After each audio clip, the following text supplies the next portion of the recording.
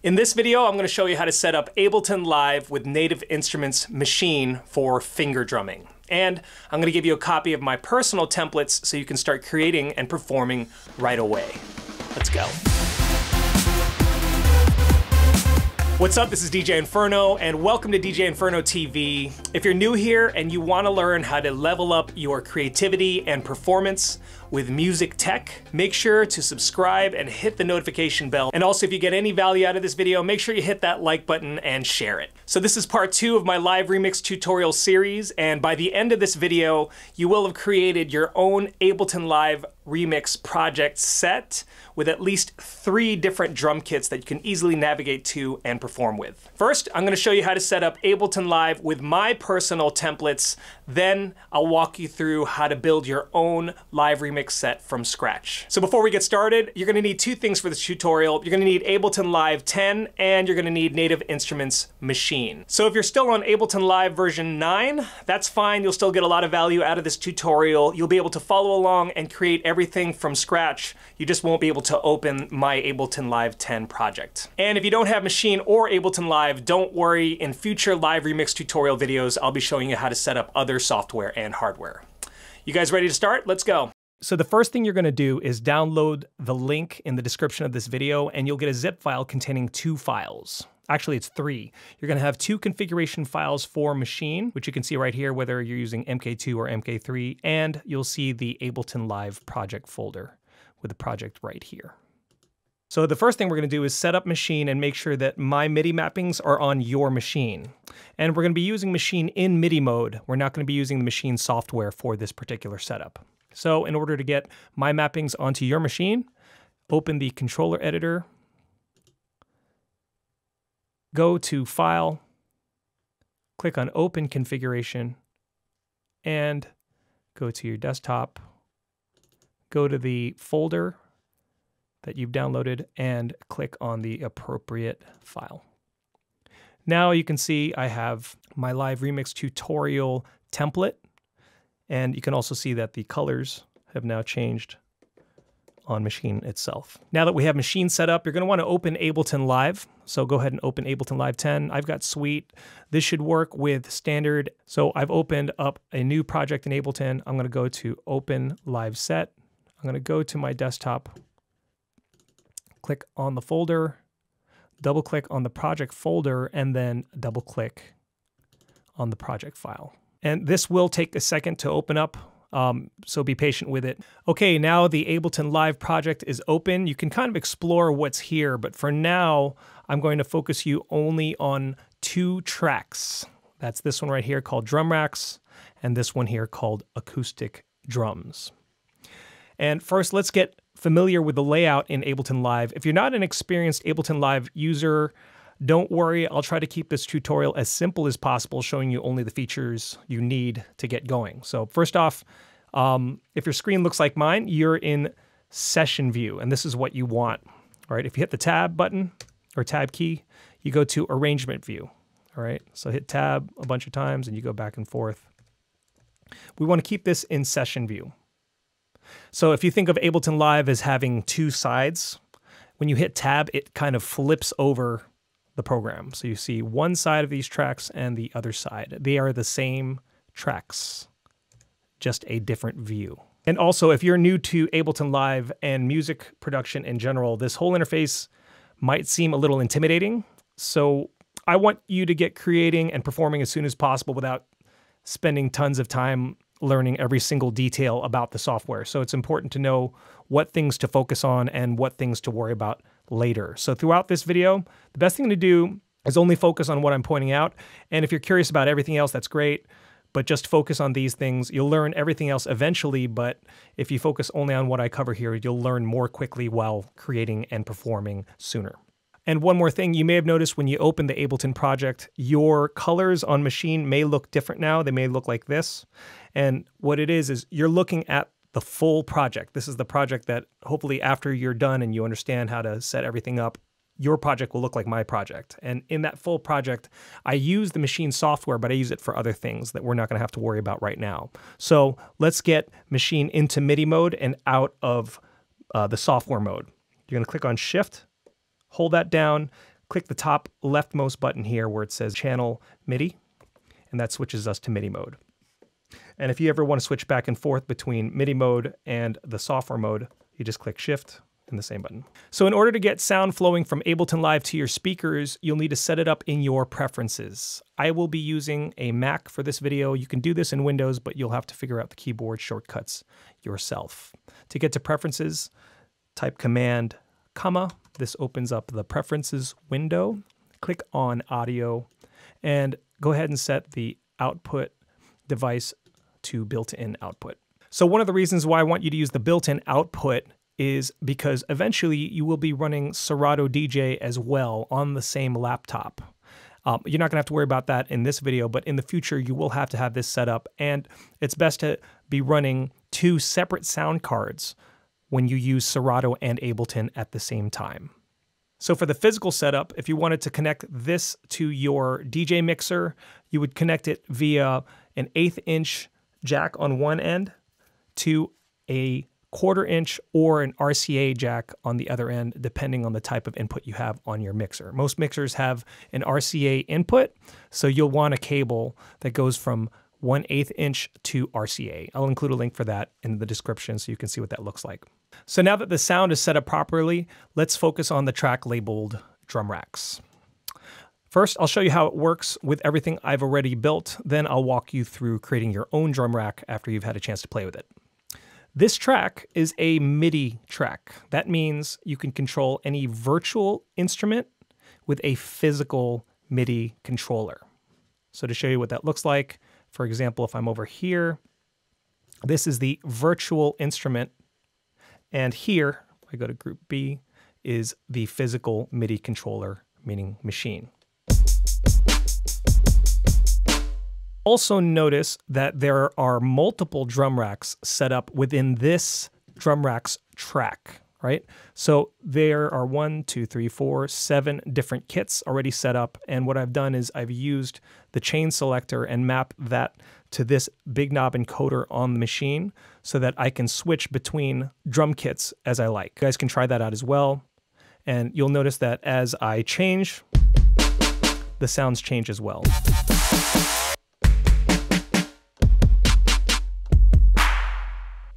And you'll also notice that on machine, there are multiple groups, A through H. And in this setup, I use group A for my Serato cue points. I use group B and C for my main drum racks, which are both located in this drum racks track. I use group D for an acoustic drum kit, which you can hear here. And that's located, the virtual instrument is located in the acoustic drums track, right there. And group E is a combination of Serato cue points along with the pads that are in group B. You see that the colors are the same here as here. And the same thing with group F, that kind of combines Serato cue points with the pads that are in group C. This is cool when you want to do routines later or performances later where you want to have both Ableton sounds and still want to control cue points in Serato. For now, let's just focus on groups B, C, and D. And we'll go back to B. So another note about groups B and C. Group B controls the first set of samples, which you can see here. For example, if you use higher as an example, it controls these 16 pads. But you'll also notice that right above it, there's another set of pads right here. Another set of samples, I'm sorry. So if I want to control those samples, I go to group C, and group C controls these sets of samples. So this is how I have it set up so that in a single routine, I can go between these sets of 16 pads and another set of 16 pads and go back and forth. So I can have up to 32 pads assigned at a time. Okay, and if you're not able to hear any sounds coming from machine when you hit the pads, likely you're not seeing the MIDI track in indicator lighting up here in the top right. So what you need to do is go to Command, comma, which is your preferences, and click on Link MIDI, and just first make sure that Maschine MK3 or MK2 virtual input is set to track on and remote on. Or if you're not seeing these, then that means there's some sort of physical issue, so you're gonna have to either swap out your cables, maybe unplug or plug in Maschine, or just turn Maschine on. This MK3 has an on-off button, unlike the MK2. And if you want to switch back and forth between these different kits, turn the large encoder knob, and you will see that the different kit is being selected that way. And you can also click on the chain selector over here to change the kits as well. Okay, so pause this video, go to town, have fun, and come back when you are ready to start building your own drum racks.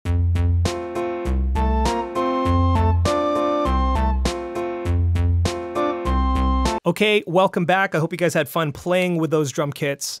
If you like this video so far, make sure please hit that like button and share this video, and we're gonna get right back into it. So what you're gonna do now is you're gonna start building your own drum rack track, and you're gonna do this by creating a new project. And this project is gonna be the one that you're gonna use throughout this tutorial series where you build each part layer by yourself.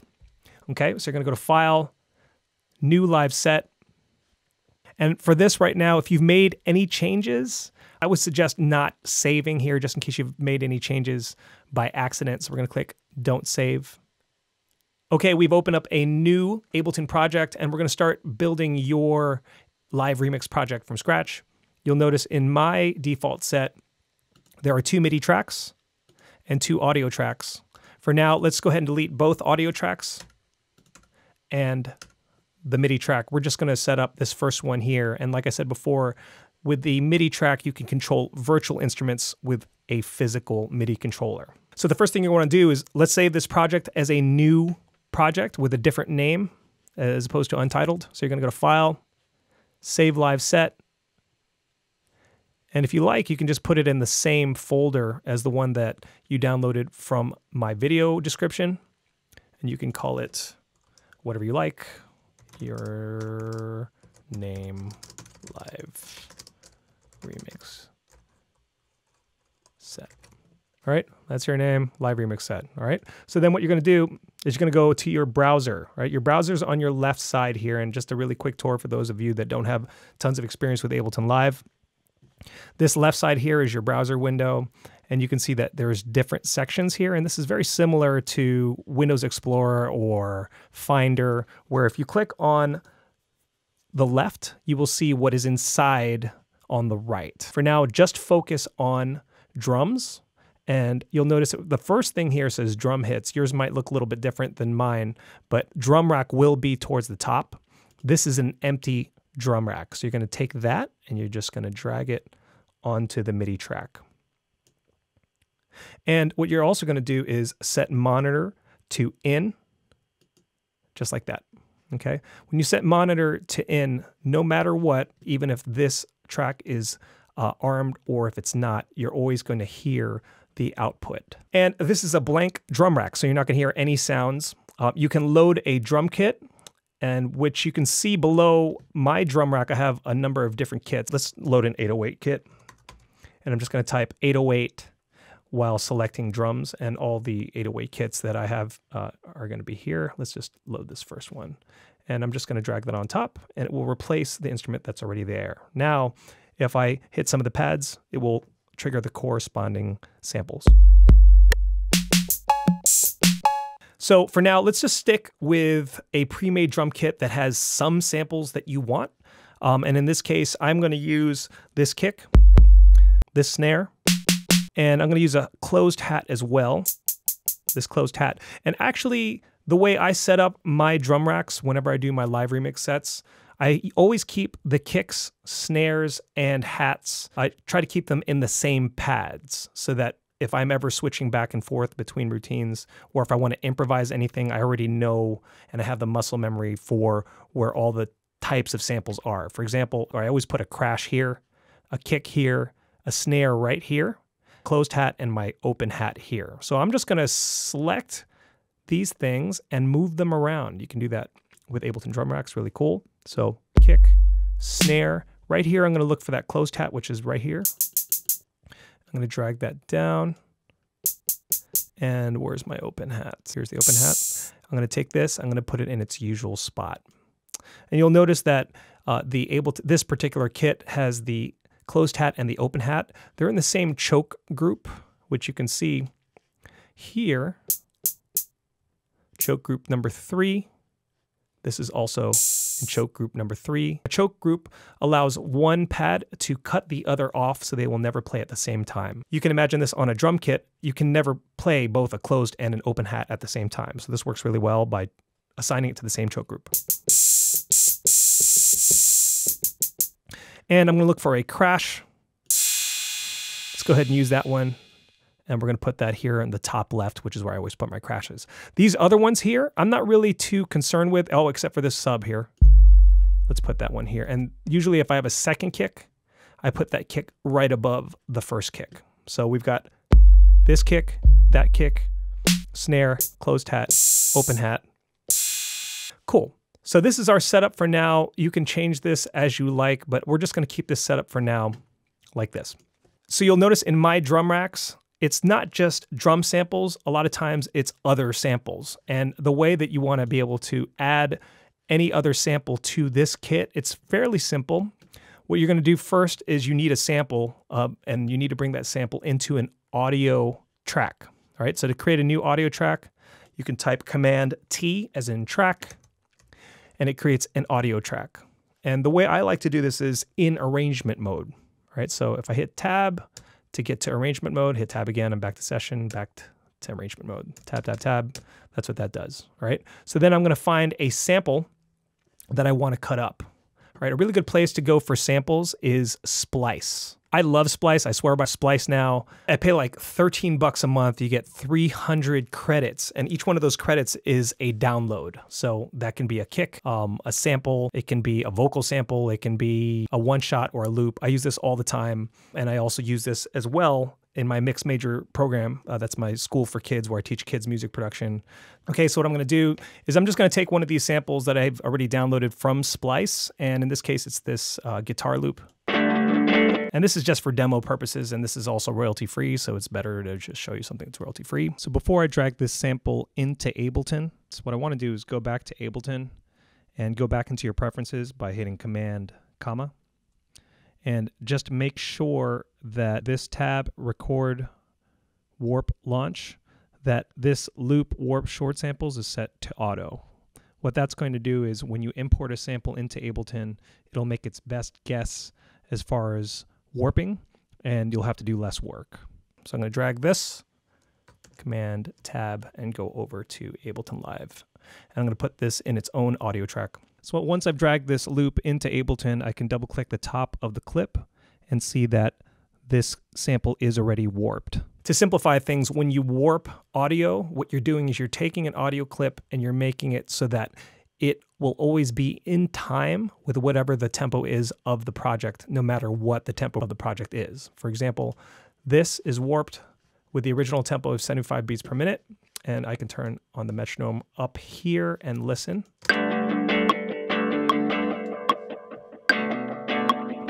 So if I were to change this to 100, it would still be in time.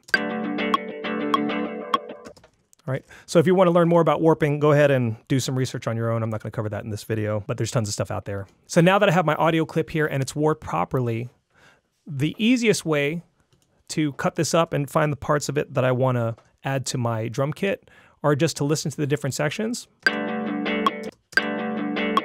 and to just manually cut them out. You might need smaller grid markers here. Mine is set to narrow. Let's set it to narrowest. And let's listen from the beginning again. I want to use this first section. And I want this section right here, this one. Actually, I want this right here. So what I'm going to do is I'm just going to type Command E as in Eric, and that cuts this piece out. And I can go to the track on which I have the drum rack. And in this case, I don't know if you noticed that when I clicked up here, there was nothing in this view over here. That's because this is the clip view. You have to look at the device view. Like when you hit Tab, it flips this whole side over. Shift Tab, you can think of as flipping the bottom window over like this. Shift tab, shift tab, shift tab. Okay, so now I can see the devices, or the device, in this case is just one device, the drum rack, that's in this MIDI track right here. Okay, so what I want to do is I'm just going to take a couple of samples from this guitar and put them into different parts of the Ableton drum rack. And it's as simple as cutting it out here and clicking on the track to make sure this is selected. Then you can drag that piece directly onto a pad in the drum rack, and it will replace whatever was there. Now that guitar sample is there, I can listen to it by clicking on it, and it's super loud, so I can turn that volume down by going over here. There's a couple ways to do it. We can actually turn the volume down here.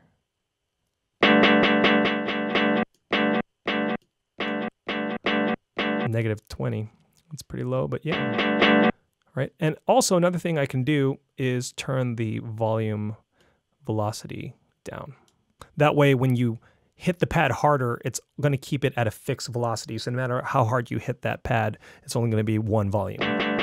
So now let me just get a few more pieces of this and you can watch me do it.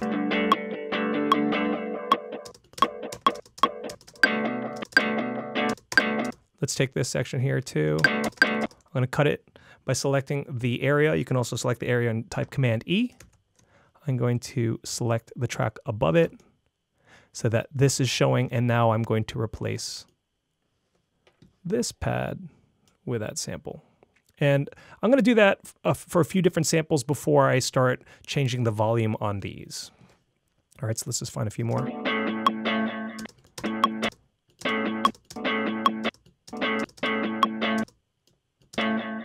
How about this one right here? I'm going to take that much of it. How about like right there? Command E, click on the MIDI track, then drag that piece onto my drum rack. Okay, let's just start with those three, and you guys will get the picture out of that. So I'm going to go ahead and change the volume here. It was about -20. I'm just going to click on this volume here, -20, and then go over to here and do the same. -20. And I'm also going to turn the volume velocity knob down for both of those. Okay, so now if I play these pads, now I can play along with the kit that I've already built, and you'll hear both at the same time.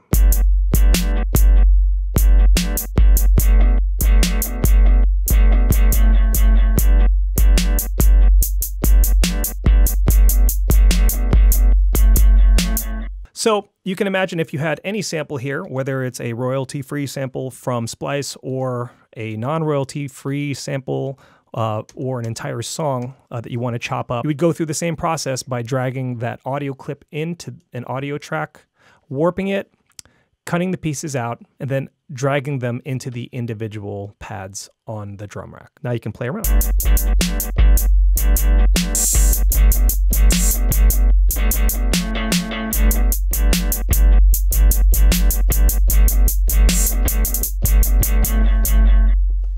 The one thing I like to do as well is when I have an audio track here where I want to edit any tracks or import any samples into a drum rack, I'd rename this track by typing on the name here and typing Command R, and I just call it edit, right? And I can shut this off and just solo it as needed. But for now, I'm just going to shut it off so that I don't accidentally hear it. Okay, so before we continue, let's go ahead and rename this track up here. Click on the top and type Command R as in rename. And let's rename it Drum Racks, plural. So right now we have a single drum rack here. We're going to make it so that you can have multiple drum racks in this same track and be able to switch back and forth between them, the same as in the Ableton project that I've included in my live remix setup. The way you do that is click on the name of the Ableton drum rack down here, type Command G as in group. When you do that, it creates an instrument rack with this drum rack in it.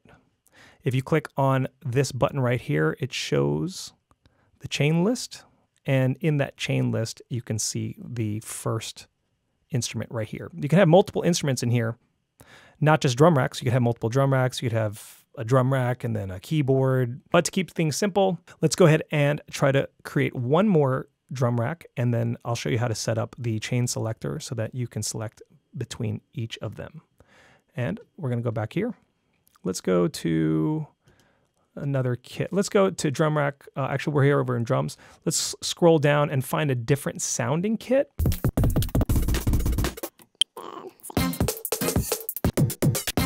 We'll take this one. This already has some samples in it.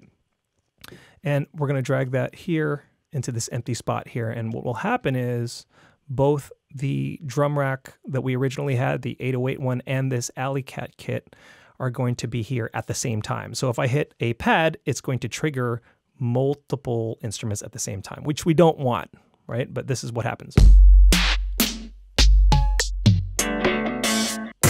Okay, so in order to set it up so that you can only control one instrument at a time with these pads, the first thing you need to do is click on chain, and you'll notice these small little lines here. You're going to move the bottom one over to the right, and you want it to only be one over the right. And what happens is if you click on the show macro controls button over here, you can assign this selector, see this blue thing? You can drag it left and right, and what it does is it selects the appropriate instrument.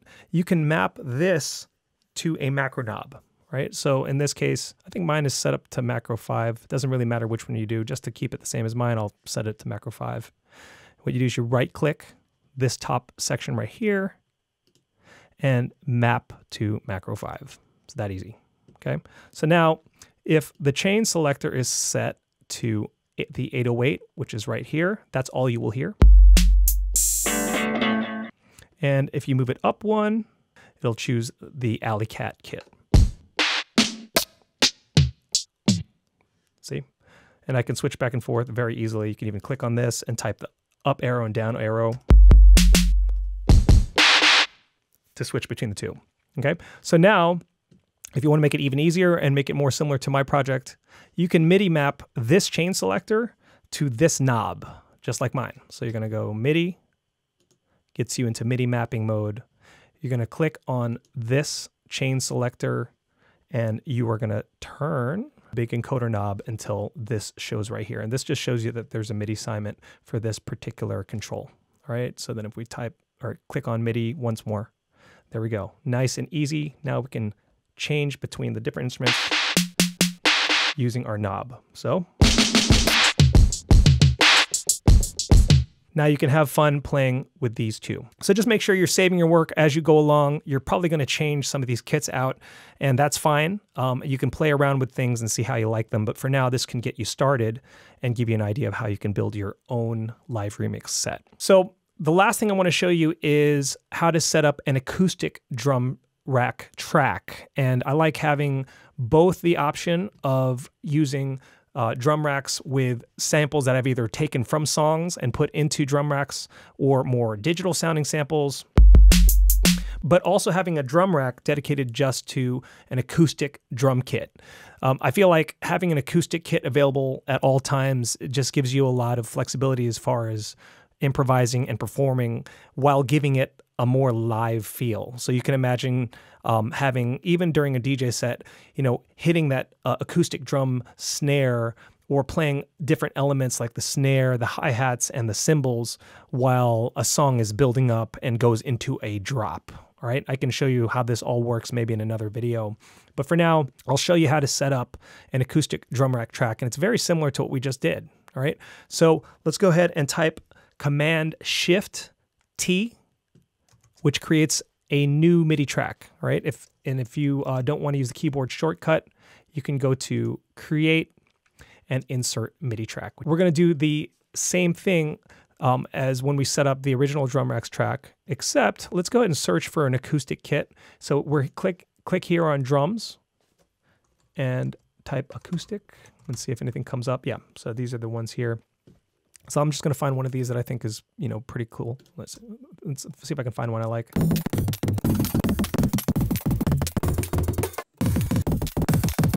Okay, let's load this one here, and I'm going to load that onto that empty MIDI track. Okay, so I've got the acoustic kit loaded in here, and I'm going to go ahead and select monitor in for this as well, and you can just go ahead and unselect track arming.